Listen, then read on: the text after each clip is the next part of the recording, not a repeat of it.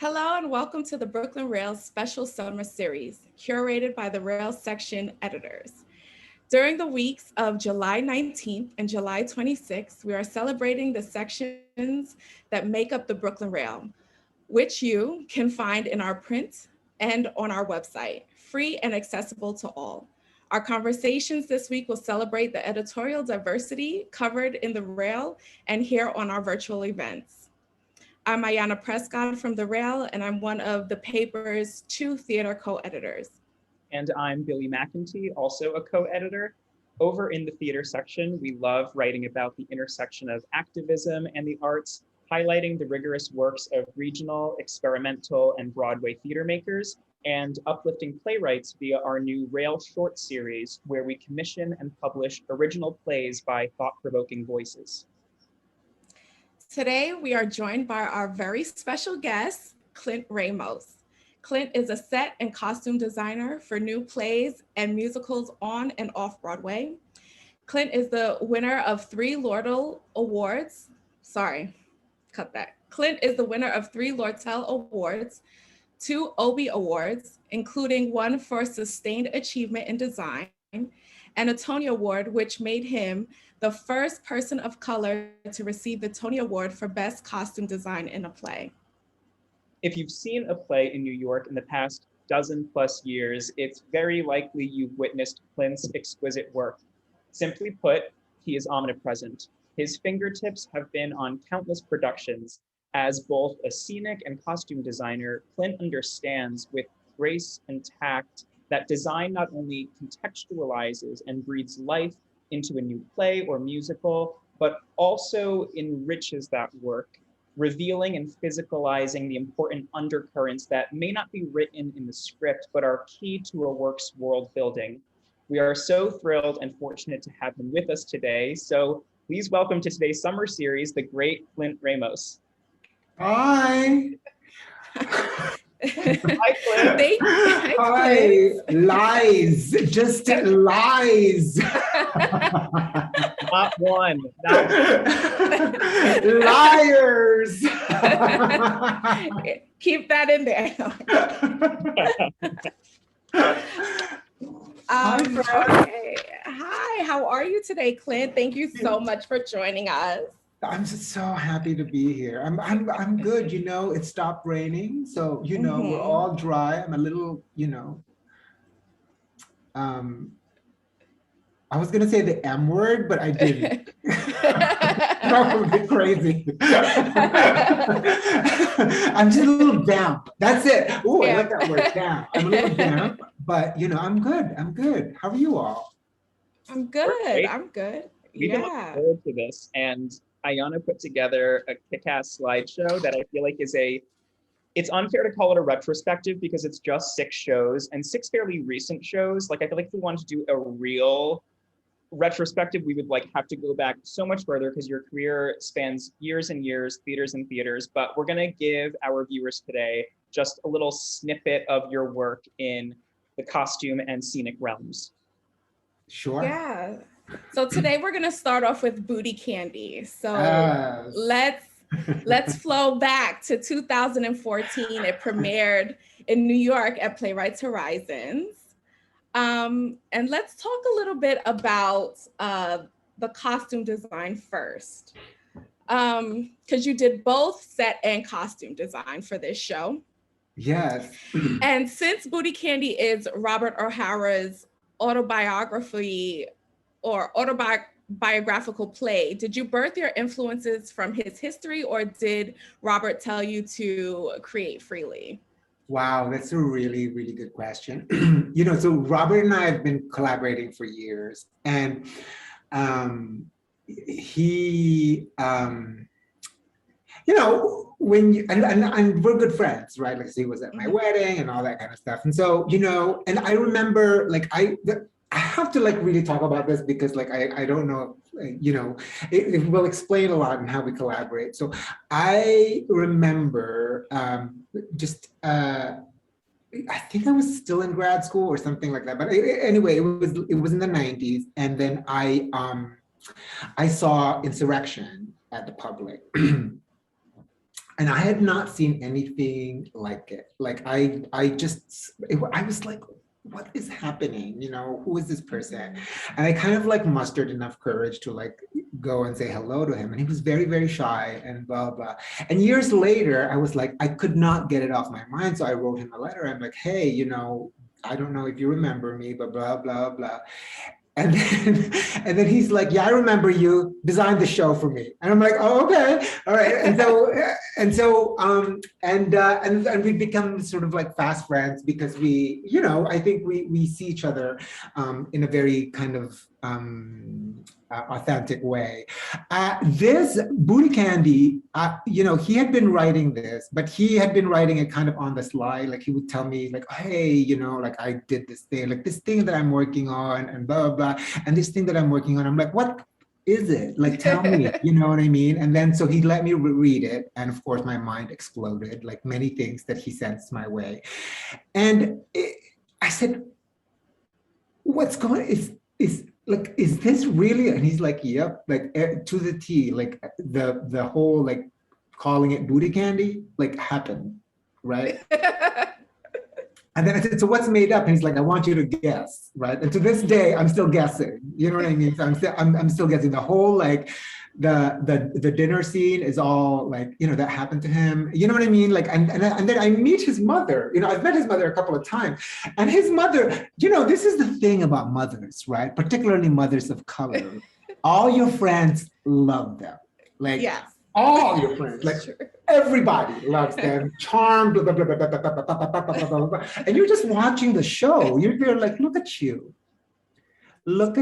doing that thing. But anyway, so I could not recognize the Barbara from the woman I was like having dinner and all of that. But like it spoke to me because my mother operated that same way, you know. So for me, a lot of the aesthetics of that show really came from both our relationship, but also like just from intimate knowledge of Robert and his family, his background, you know, because I think what folks don't understand is that Robert is, you know, he's very deeply tethered to his family. So, right. You know, at any given would be in tech, and you know, he would have his headphones on a break. He would. Which I thought was very, very endearing. He would be having conversations with family members. And you know, I'm overhearing it because I'm always beside him, and it's outrageous. It's just outrageous, like the stuff they say to each other. It's just, it's delicious. You know, it's like real love infused with real honesty and real like audacity. You know, this audacity to just live. A lot of that is the way he wrote Booty Candy, and for me, a lot of the design was really. I needed to catch up, you know, I just needed to catch up with that speed with which he was presenting all of these human beings, right? Like that first scene, that's all, you know, that's all based on that relationship and, you know, just locating that, you know, showing him like, did the pants look like this? You know what I mean? All of that kind of stuff. So it was a lot of that. It's all Robert, you know. That's great. Can you speak a little bit about the difficulties creating both costume and set designs for a show? Well, the difficulties, I can never really, yes, that's the dinner scene, right? And he was obsessed with Michael Jackson here. And so, you know, in this scene, he's hiding like, you know, like paperback novels underneath the rug because he would read them at the dinner table because he just, you know, he couldn't handle the dinner table conversations. And his mother or his stepfather would literally pluck the book away from him and he would just bend down and get another book from the thing.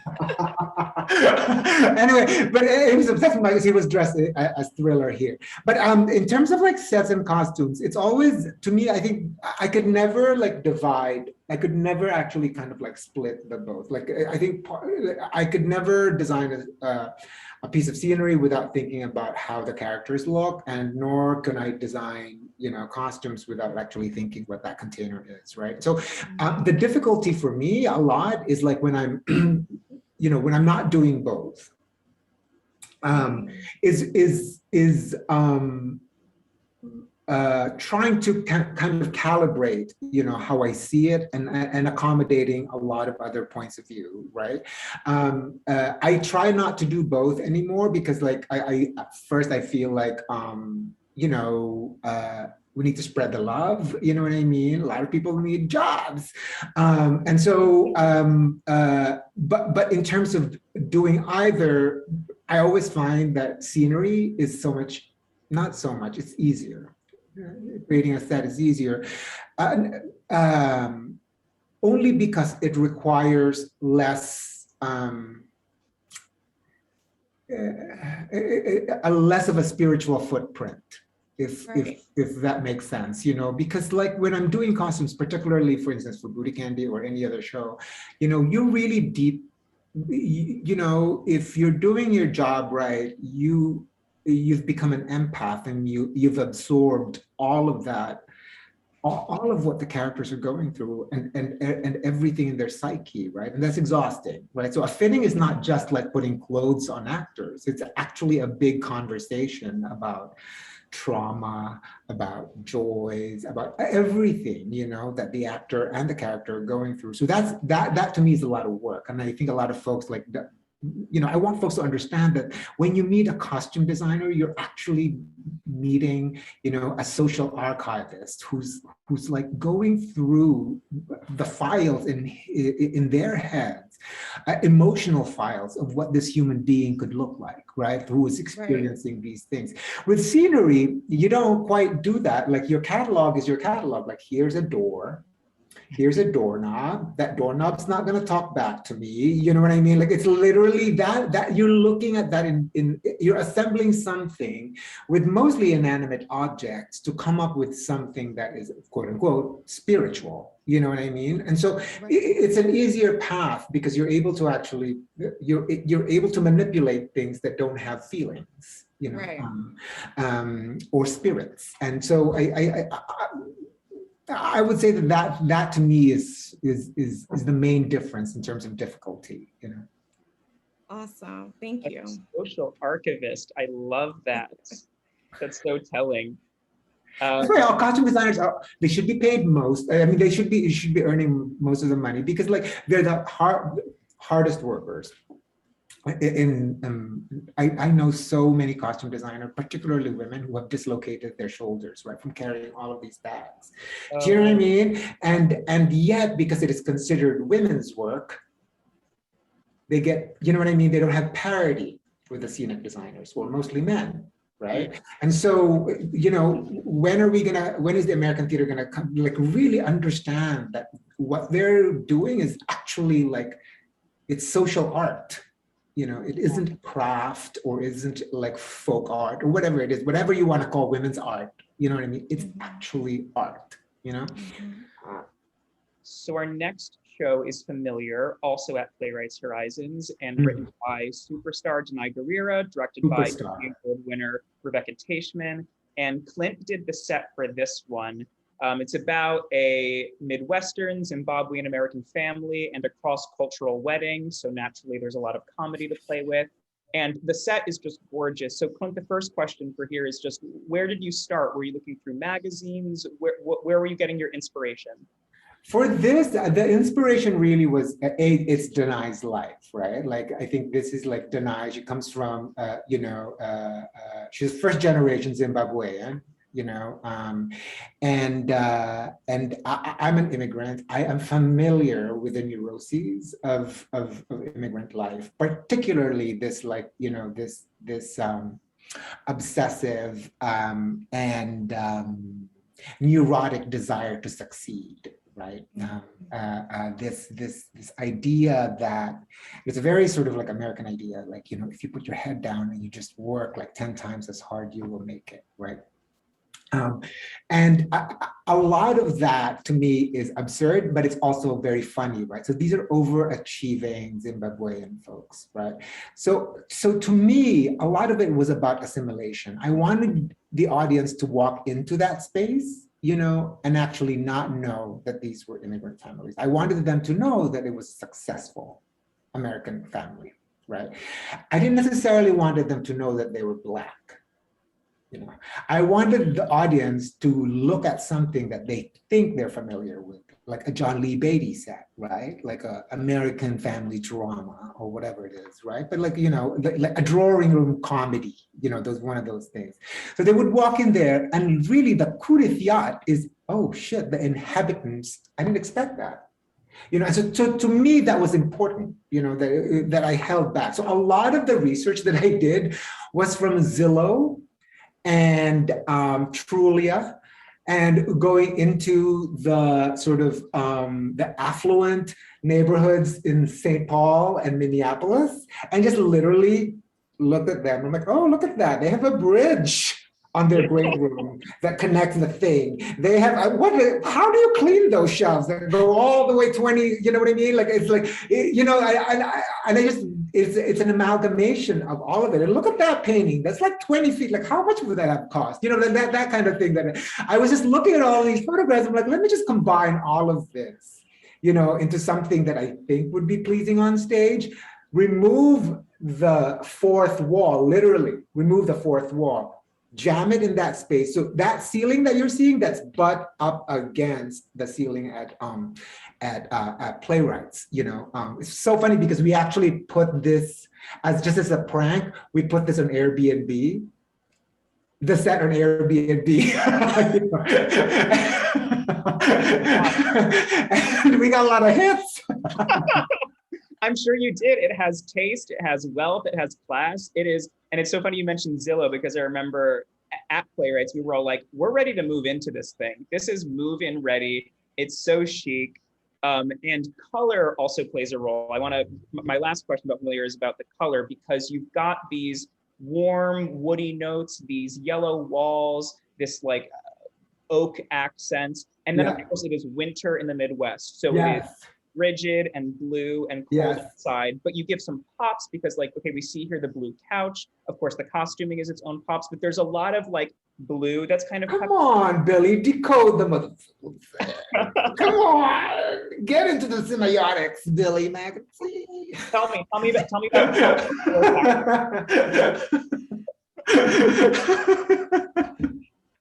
Yes, to all. I mean, absolutely. You know, Layton Lewis, he's an African-American set designer. We had like a talk for Town and Country, and he was like, you know, when I see this set, I get hungry. And I'm like, what? And he said, I get hungry because, you know, yellow. He said, and I didn't know this. He said, yellow is literally the color that you want. Like that's why the arches in McDonald's are yellow. Oh. And I said, you know, when I was designing the set, I actually wasn't thinking necessarily of hunger, but I was thinking of like, what makes this an immigrant family? And every single immigrant family I know has food on the fucking dining table 24/7. That table, there's always food in there. Always. So we put the food there because the food is omnipresent, you know, like me, as you said in your intro. The food is there all the time. And so whenever they go to the kitchen or they pass that thing, they get, like, it became part of the actor's action to like get a piece of food. Because I have never felt so full until like I've like visited my aunts, you know what I mean? Like I have like Filipino aunts who, like, I feel like they're full-time nurses. They work like however many hours in the fucking, you know, hospital. But like also there's always food on the fucking table. You wake up at like 5:30, go to the gym, and they're there like wrapping like little like spring rolls. And I'm like, what the fuck are you doing? But anyway, that's the idea. So like just really about the warmth, you know, juxtaposed, I guess, like it's in defiance to where it is, right? Which is basically the cold Midwest. Like it literally says, you know what I mean? Like I am going to be this hearth, you know, and it's a big plot point there because one of the characters actually gets shut out, right? Like she gets locked out in the like sub-zero temperatures, you know. And so I wanted it to be warm. I wanted it to be full of those tones, but I also, I wanted to smell food, you know, and still be cute. You know what I mean? You're like, okay, because like sometimes when you go to these immigrant families, they wrap everything in plastic or something like that. They have these like plastic doilies they get at like the Spanish stores. But like, no, like I wanted it to be cute and I wanted it, you know, to smell like food. The set does smell, and thank you for that for that description. Yeah, here's another picture, and I mean, like you took familiar and made it so gorgeous. So on to the next show. Yeah, the next show we're going to is Eclipse, the Tony Award-winning Eclipse. Oh, I actually really love this set design in person. This picture thank you, does Yana. absolutely no justice. I felt like it was so minimal, but it was so extravagant. Yeah. And the materials you used for this set design really come alive. Can you talk about the creation of the design, but most specifically the use of the materials like the pots, the flags, the scraps? Yeah, Um, yeah, talk to me a little bit about that. Well, the Brooklyn Rail actually like interviewed me for this, and I remember talking about the set because I had not been able to actually verbalize what I'd been working on for years, right? So I wanted the hut that, you know, the bombed out sort of structure. This particular picture was at the public, right? And so I want, and before we moved to Broadway, so I wanted the sort of bombed out hut to be almost like a sixth character, you know, in the play, right? Like I wanted it to sort of actually be a vessel of what the women were experiencing, right? And a lot of it is like I wanted it to be contained in a box, you know. I wanted it to be trapped in a box. So there was this, there was the black box around it, but it had these sort of, it had a tone on tone kind of paint treatment. So you saw a shadow of the forest, of the bush that surrounded the hut. But then in the middle of the play, towards the second act, you know, the hut, which had been stationary all this time, starts to move and actually changes the terms of its own captivity. And so it reflected to me what the girl, Lupita, was going through, right? Like she's first sort of like a volunteer, and then she changes the terms of her captivity. So that to me was the sort of like the esoteric kind of underpinning of that design. But a lot of the design was based on extant research. This fragment that you see was literally lifted from a fragment of an abandoned school in Liberia, you know, in Monrovia. And that's just a small fragment of it, right? It had been abandoned, bullet ridden, you know, and so I just literally lifted that up, and we replicated it to its last detail, the color, everything. So there, you know, there's research. There's actually there's a documentary where you'll see part of this structure because they were interviewing the women who got molested. And during the war, a very sort of, you know, very protracted war, they were holding a lot of hostages here in that structure. So that was based on that. And I just like populated it with what they needed, you know, like the fire, they created a fire pit out of just like digging out concrete, the Liberian flag, you know, and everything that the women needed to survive, or everything that was given to them. You know, it was important to us to have like lots of water containers because that's what they would cook in. You know, I imagine that they would fetch water like way out in the bush through one of those like hand pumps and then bring it, you know, on their heads there. But it was, you know, so we use the water a lot, right? For cooking or washing themselves after they've seen the CO. So it was a lot of that, you know, but it was literally a documentary kind of effort. Yeah. Yeah. I really want to talk about this Rugrats t-shirt. I remember the first time I saw Lupita in this t-shirt when she came out, because I believe she came out in the orange t-shirt first and then switched into the Rugrats t-shirt. My first inkling was, wow, American culture is really everywhere. Was Right. that t-shirt purposeful, or was it just like, this is the t-shirt I'm gonna put on her in this play? It was so purposeful. I mean, here's the thing, right? I think part of, for me, the challenge was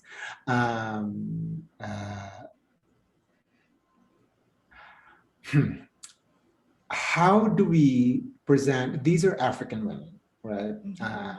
Liberian women specifically. And how do we bridge that gap? How do we get an American audience to actually empathize with what they're going through, right? You have them speaking in a very thick Liberian accent. It's very easy to tune out, particularly because the story is about sexual trauma. And so how do I get them to how do I get them to connect to these women? But also, how do I get them to be emotionally invested in them, right? A lot of the research it's a very photographed war, you know, and so I came upon this photograph of I think a 10-year-old child who was wearing not a Rugrats t-shirt, but I think it was a Pokemon t-shirt, something Japanese like that. And I showed it to Lupita, and we were like, oh my God, that's the girl, right? And so we were trying to sort of find that version of that girl on her. But then it occurred to me that, okay, if we're gonna do something graphic, you know, then maybe that is the bridge to the American audience, right? It's something that the American audience actually knows, right? A character or a logo that the American audience knows. And moreover, something that they or their children may wear. You know, and so we see that when this child gets lost, she's a 14-year-old girl, she's a child. And so when she gets, you know, sexually assaulted and, you know, held captive, you know, we can imagine, you know, particularly American women actually relating to it, right? And we tried 300 t-shirts. 300 plus t-shirt, we just went on and very automatic. And when we came to the Rugrats t-shirt, which was a challenge because it was just one, it was a vintage t-shirt, right? From the 90s, I think. And so when we came to it, we both gasped. She was like, there she is. And I said, oh my God, there she is, you know? And the task now was how to make 8 more of it, right? Because we needed for understudies, for 2 show days, for all of this kind of stuff, and with the same, like, you know, treating it with all of the distressing that it needed. Plus, you know, it just, because I'm dense, it just occurred to me that like there was something about the Rugrats, right? Like particularly the Rugrats character that really just like mirrored like the way these women were living, you know what I mean? And so to me, that was like one of those serendipitous, like it all locked, right? But also it was a deeper sort of political thing that we had just excavated, you know, Liberia had become America's garbage can. Like we send all of our garbage to Africa, particularly West Africa. You will see maybe I'll send you the research, but there is like, you know, in my research, there are like tons, van loads of t-shirts and old clothes that are being sold in African markets of like stuff from America, right? Giveaway t-shirts, and then the irony that you find when these women or these characters, these African characters start wearing them is poetic. You know, like I saw, for instance, a woman wearing a giveaway t-shirt from a dentist in Ohio, completely smiling, toothless.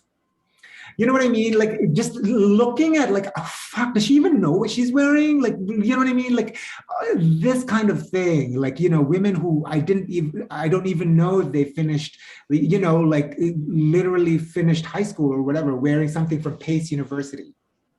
You know, and the idea that we can actually make these broad sort of political statements, both about colonialism and literally the history of Liberia, where, you know, enslaved Americans were being sent to be repatriated. You know what I mean?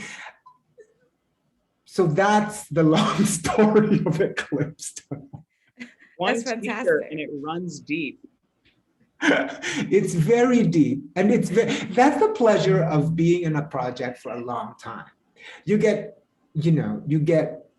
get mental. Like I literally just like, I stay up at night, I become obsessed. I mean, you just kind of like really dig deep. Yeah. Our next show, Torch Song Trilogy, is a little bit lighter, I guess. Maybe. Right. I love this show so much. And Michael Urie was just fantastic in it. And the show is has 3 distinct acts to it, each with different costume to communicate a mood and a setting. Act 1 sees Arnold backstage getting ready for a show. Act 2 has 2 pairs of couples in bed. And Act 3 is perhaps the most naturalistic, as it's in Arnold's lovingly detailed apartment. I'm curious how you approached costume-wise for your work these 3 beats of the play. It was really just looking at, particularly queer folk during that time, right? And for me, nothing, the big sort of tension was how he appeared in real life, how Arnold appeared like on his daily life, and sort of the janky drag that he was doing, right? And a lot of it was like really finding a lot of like looking at what Harvey was wearing during that time. Oh, that's amazing. Yeah, like because he wrote it for himself, right? And so like a lot of what he was wearing and a lot of like what his boyfriends were wearing, and also like looking at a lot of like extant photographs around the time, particularly around ACT UP and a lot of like those AIDS activists. I think what's remarkable about Torch Trilogy is that it doesn't talk about AIDS in a period when AIDS was happening or was like literally blossoming, right? But it does, in a way that you feel the doom that's coming, even with the arrival of the mother. Yes. You talk about this very thick air where you fight over everything, right? And so I think part of what's beautiful about this period is actually lifting a lot of those, or for this show is lifting a lot of those activist photographs. Like if you see some of Michael's graphic tees, I pulled it out of those photographs. So we still kind of like connect queer folk to the struggle that was happening during that particular time. And which of the 3 acts would you say was maybe the most difficult? So here we see top left, Act 2, bottom we see Act 3, Mercedes Ruehl coming in as the complex mother figure. She was rather formal. Yeah, no, she was formal. I think she's aspirational. Right. I actually know Harvey's mom, because I volunteered with her in God's Love We Deliver. So she was like, and she's amazing, but like the hair was always done. Yeah. She's like ladling soup, but the hair was done. But for me, the most difficult part really was Act 3, because it is the tone of Act 3 for me changes from, from 1 to, and he wrote it, this new version, he tried to get away with just 1 intermission, which I think he did, you know what I mean? But like, I think it's still 3 acts. But Act 3 to me, like it needed to be, it needed to seem, it needed to be the most real. I think the stakes were so high here, and I think the stranger, the visitor, needed to be somebody who didn't appear real, didn't appear to be somebody from another world, right?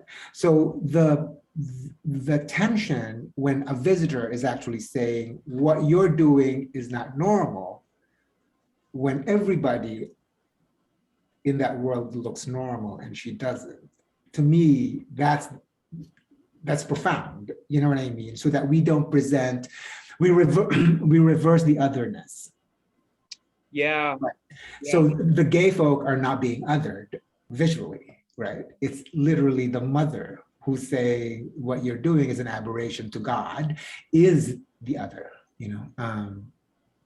Yeah, so that's kind of, and just finding like the sort of the calibration of that was fun, I think nothing about this show felt hard. It felt like, it was a lot of work, but it felt fun, I loved it so much. And here we can see Arnold left, his mother, and his boyfriend, I think, on the right. Is that? Yeah. Yeah. Yeah. And that's Northern Lebanon High School. That's a T-shirt from Long Island, and it's I got a lot of props to that right away. I got a lot of middle-aged men, or maybe past middle-aged, who was like, "Where'd you get that T-shirt?" I'm like, "Oh my god!"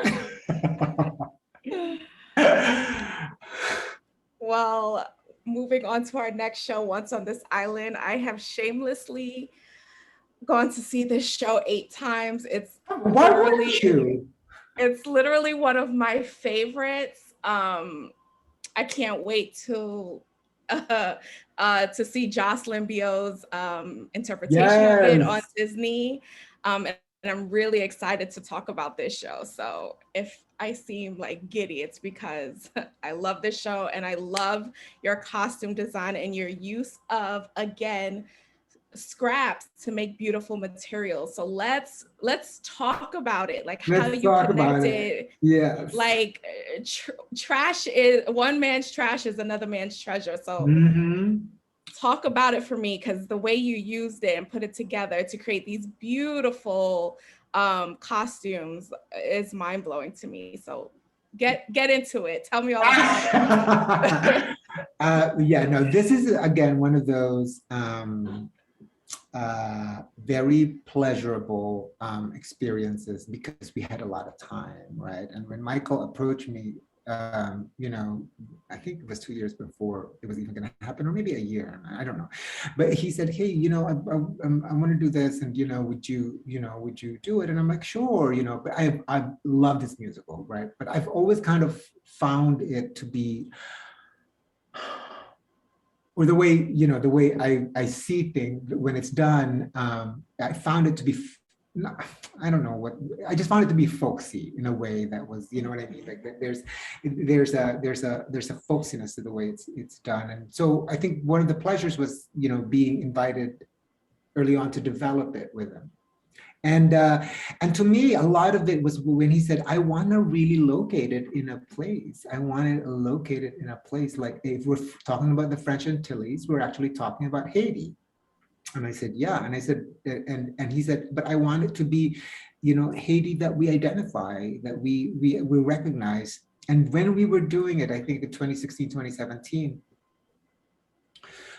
it had just been like through devastating earthquakes. Like it was nonstop. It was like earthquakes, hurricanes, political unrest, blah, blah, blah. I mean, as we know, the president just got assassinated. But it seems like there was so much there that we could work with, and looking at everything, right? The photographs and, meeting all of these Haitians. A lot of what I wanted to do was reflect that back into the audience, that sort of that plight of the human condition, particularly if you are a victim of forces that are just like beyond you, right? Like global warming, colonialism, all of it, right? And so to me, you couldn't see Once on This Island the same way once you've immersed yourself in that. And the most important thing for me is, who are the storytellers? What do they look like? And why do they need to tell the story? Why do we need to tell stories, right? And to me, just looking at all that devastation, it meant that the story, telling the story, and the story itself is actually salvation. That is redemption. That is the way you survive, And everything kind of fell into place. You're looking at the research, you saw all of that, like, those that detritus, all of that thing, going back to story again. You see Timoon, who is literally garbage. She is found, right? Somebody discarded her. And so to me, that was it. Like, how do you, and then she transforms into something divine. It's a fucking, like, it's a very, I don't want to use the word, the P word, but it's a very complex story. You have a dark-skinned girl falling in love with a light-skinned guy and leaving everything behind to go after the light-skinned guy, who, by the way, she's only met when he's asleep. The consummation of their love happens in a dream. Yeah. And she goes after him. She says he is the one. right? And I think part of a lot of folks like don't understand that. To me, the triumph of the story is that there is this girl who the gods failed by not creating a body that contained that much love. You know, the love that she was capable of giving, right? So she turned into something that is not human. So to me, that's a trajectory, you know, like Timoon, we needed to make the divine out of the discarded. And that was the trajectory of the storytellers, you know, they are normal, hurricane ravaged people who, by assembling the stuff that's around them, create divinity. And, you know, we added the pieces to each god as the musical continued. So at a certain point, they're in their full sort of divine glory. You saw how we kind of like assembled that, right? And we created characters for each of them, you know, like this is your backstory, this is why you've become this, and this is, so it's clear that like, we're still telling stories, but we're telling it with objects that have been discarded, you know, objects that we actually no longer think we need, you know. And for me, Papa Gay, the goddess of death, her costume was mind-blowing to me. When she first came out, I was just like, whoa, the use of scraps, the body paint, the fin on the back was phenomenal. What was the hardest god to create? The hardest god, I mean, Papa Gay was hard. Papa Gay was hard because I wanted there to be a reason why, especially because she was being played by a Black woman. I wanted there to be a reason why she is the way she is. You know what I mean? That kind of malevolence doesn't happen in a vacuum, right? So to me, it was clear that this is a direct result of trauma. Yes, trauma of the hurricane. So hurt people. You know what I mean? And so to me, creating a backstory for her, like, oh, she was a farmer's daughter who had goats, you know, who lost everything in the hurricane, including her father, and was made to live in this truck, you know, and so she paints herself with what is the equivalent of like motor oil, you know, that's like the grease from the car. You know, she slaughters the goats that she's taking care of to make these horns. You know, she makes like out of their teeth, she makes like this crown, you know, and she's collecting literally all of the Coca-Cola cans, right? And creating the fin that she creates for herself. And she just wears her white woman bra. You know how like, you know, like there's that skin tone that's white, like, you know what I mean? And then sometimes Black girls wear them and you're like, why are you, you know what I mean? But like, that's what she's wearing. Because again, I wanted to do the little colonialism touches here and there, right? Because that's like the Coca-Cola, which is a big multinational, like going into Haiti. And you know what I mean? Like a lot of that was that. If you look at her pants, it's got like embroidery of Looney Tunes character because she literally loses her mind, you know. So a lot of that was like, you know, thought of in that way, and every single god was a challenge that way. Leia was a challenge because she wasn't Black. How do we place this Asian character there, right? And you just dig through the research, you will find them. And there she is, this fucking, you know, Médecins Sans Frontières nurse, you know, she Filipina in Haiti, there, planting herself. You know what I mean? There she is. And I'm like, there she is. Okay, great. So what is her costume? And she's like literally distributing mosquito nets so there's no malaria that happens after the hurricane. So we create her whole costume out of mosquito nets. That's what that's the thing. Her belt is the stethoscope, you know, from her doctor's gear. You know what I mean? And her thing is literally all of the USB wires that she couldn't plug her computer into. It's because it's all garbage in there. There's no working USB wire, so there's a pile of garbage there. So that's kind of like every single one of them has a little like, you know, story, you know? It's fascinating. And Timoon, obviously. And Timoon was literally, there was one inspiration. She never changes. I wanted to reinvent Timoon. You know what I mean? Like Timoon is always presented as this like, she's like the Caribbean Annie, You know what I mean? Like she's in her like rags and whatever, but I wanted her to be like, I wanted her to grow up. And there was only one inspiration for it. It's literally the national flower of Haiti, which is the hibiscus. So it's the same dress from when she was little to the ball. It's the same dress. It just acquires steroids when the event is bigger, Fantastic. It was gorgeous. That revival was just stunning. I love that revival. And you know what's so important about that revival is that we did it in a way that a lot of producers particularly were like, what do you say you're gonna do? You're gonna dress them in what? Garbage, and you're gonna have sand, and you're gonna, you know what I mean? Like, will the audience understand? And why is it not this folksy kind of like, crafty, kind of thing? Like, why is it not like the idealized Caribbean, right? And I think to me, the biggest lesson, particularly that came out of that revival, was that we so underestimate our audience. That revival, for me, really cemented the fact that a lot of our job was to tell them. Was really like, we always ask, producers always say, audiences won't like that. But who's actually telling them what to like? I mean, we were like we had like sold out houses, right? And these are people who have not seen a Broadway show in their life, right? And they say, oh, Once on this Island, I'm gonna come to Once on this Island. And they're like on their feet.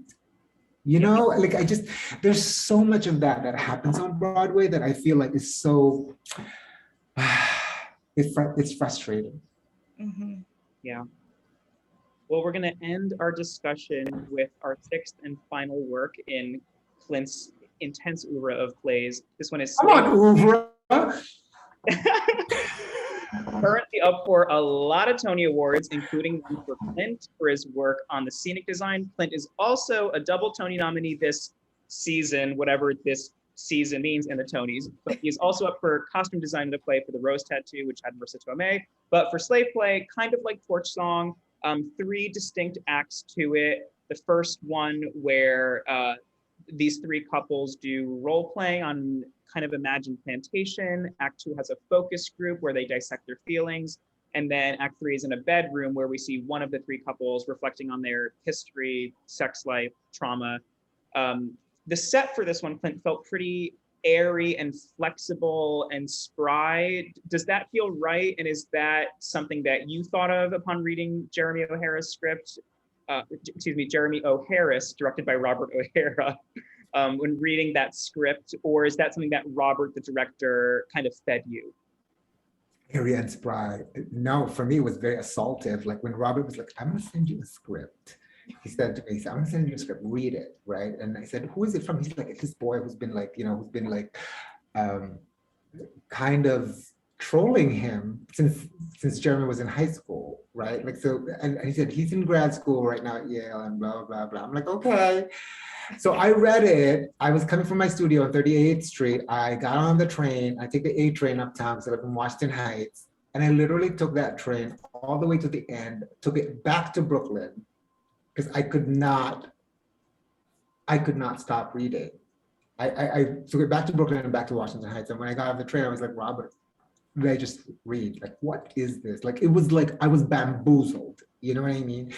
And to me, a lot of the design, particularly around the scenery,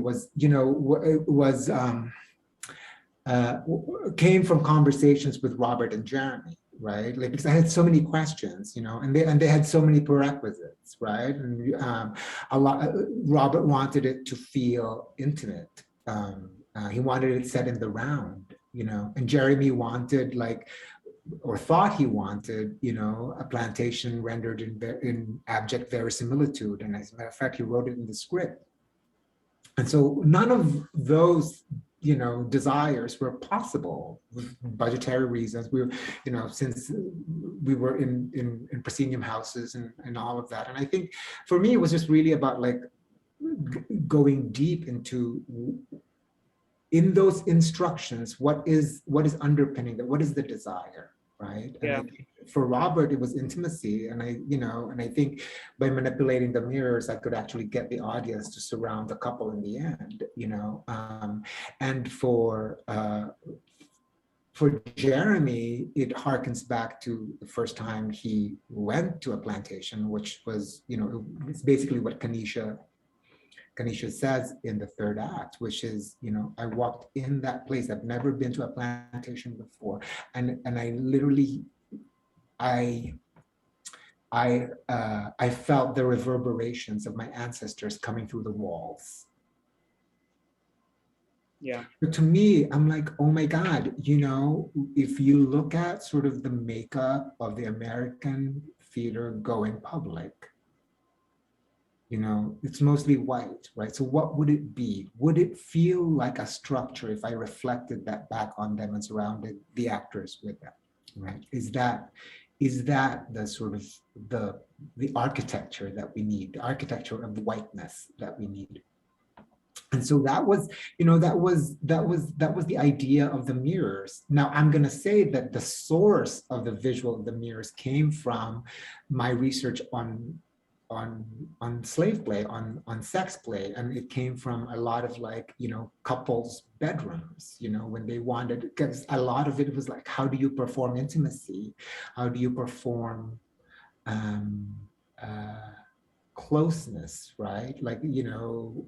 How do you perform that, and how do you create the ultimate theater for you to process things? And I think that, to me, a lot of that research came from bedroom ceilings, or there you have couples the kink community, and they're wall-to-wall ceilings in their bedrooms, and just by manipulating that and reflecting the audience to itself, I think we came up with something that both deeply quenched both Jeremy and Robert's thirst, not only sort of the sort of prescription that they offered, but rather the thing that was behind that prescription.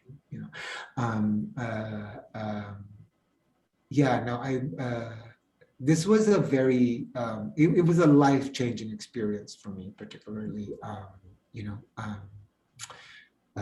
because there were so many things that even me, sort of a jaded theater maker of color, I've given up on, right? And we did things here that I think, really move the needle, particularly around ownership. I know Jeremy, said, I'm going to be a producer here, and he's created a blueprint for a lot of playwrights of color to be like, hey, you need to produce it. You need to actually be in the creative conversations with producers about how your audience is being, how your play is being audienced, how your play is being marketed, and all of that, difficult conversations.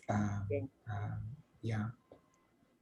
Clint, we really want to thank you so much for your time. We have one more question about this show that kind of maybe spans other experiences you've had, but on a practical level, what did it mean to take this show, which premiered off-Broadway at New York Theater Workshop, and bring it to Broadway? What are the logistical, practical jumps that have to happen from one venue to another in terms of literal size and scope, but also storytelling?